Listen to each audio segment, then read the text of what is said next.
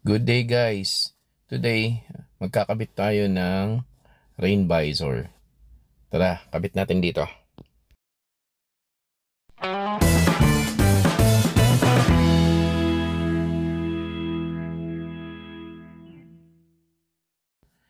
Ayan, so buksan na natin tong binili kong rain visor. Sa Shopee ko lang nakuha to guys.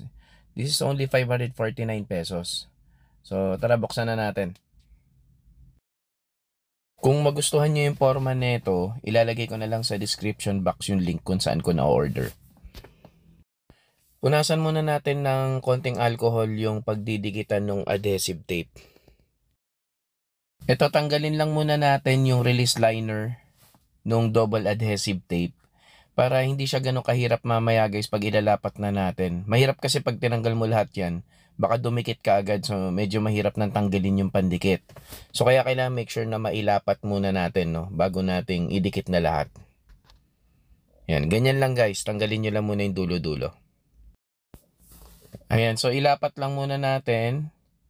So yung dulo-dulo lang muna yung ididikit natin, no.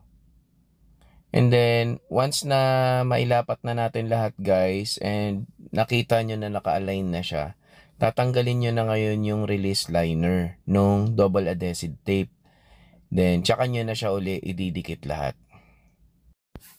So, ayan, nailapat na lahat. So, tsaka nyo na tanggalin tong release liner. Ayan, hilain nyo lang to guys. Tsaka tong kabila. So once na natanggal na lahat, ayan, pwede nyo nang diinan yung mga part na to para dumikit yung adhesive tape. So ganun lang din yung gagawin natin sa kabilang side tsaka dito sa likuran.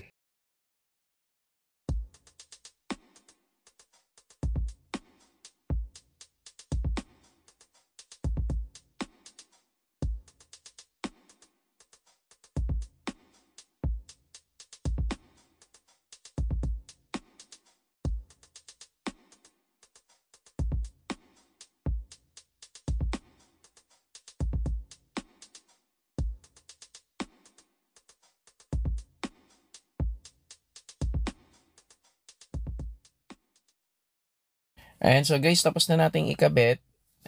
Thank you so much for watching guys. If you like my videos, please don't forget to hit the like button. Please subscribe and hit the notifications bell para updated ka din lagi kung may mga bago akong videos. So thank you so much guys for watching. God bless and drive safe. Bye-bye!